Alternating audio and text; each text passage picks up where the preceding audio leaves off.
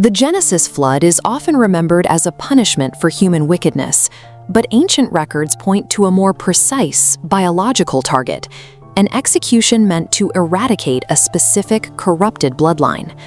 The Book of Enoch describes heavenly beings called the Watchers, who abandoned their appointed place.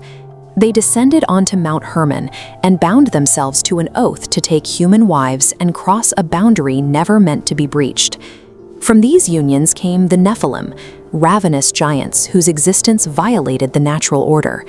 They consumed the produce of human labor and eventually turned on humanity itself, while the Watchers corrupted society by teaching the secrets of metalworking, weaponry, and sorcery. This forced a planetary cleansing. The flood was a biological necessity to remove these hybrids and ensure the human bloodline was not entirely consumed or replaced. When the waters receded, the assumption was that the mission was a total success, that the Watchers' monstrous legacy had been permanently drowned.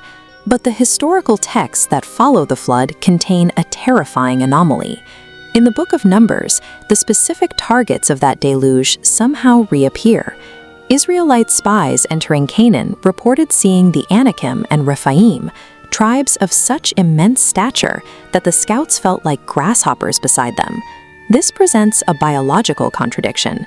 If the floodwaters covered the highest mountains to kill every living creature on the earth, these giant lineages should no longer exist. If the deluge was absolute, how did the corrupted DNA of the Nephilim survive a cataclysm designed to leave no trace of their lineage behind?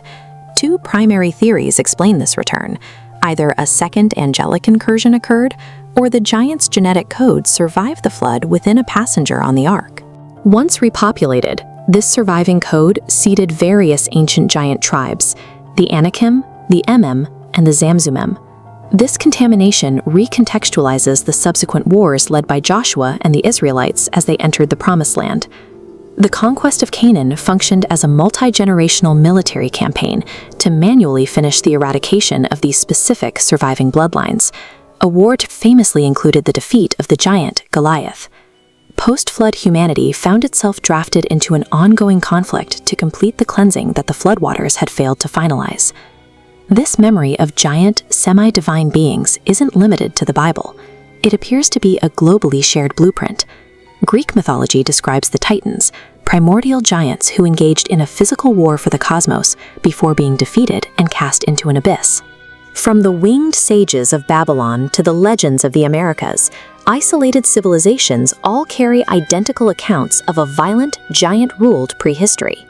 Even in the 20th century, the trail was still warm. The New York Times and other major newspapers frequently published reports of massive human skeletons unearthed from ancient mounds across the United States. These detailed accounts describe skeletons of incredible stature, yet these remains are entirely missing from modern museum archives and current archaeological records.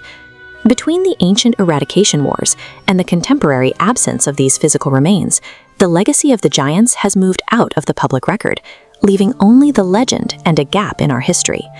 The Book of Enoch resolves the final fate of the giants by revealing a spiritual loophole in the mechanics of the flood.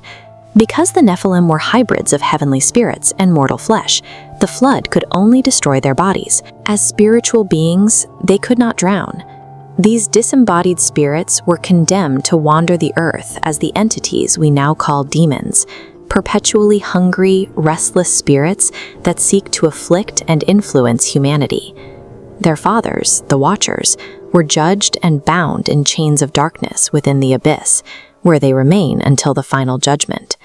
The towering physical threat that defined the ancient world has transitioned into an invisible psychological presence. The war for the earth never truly ended. The giants simply lost their bodies, leaving behind an unseen influence and the question of whether the prison of the Watchers will one day be opened again.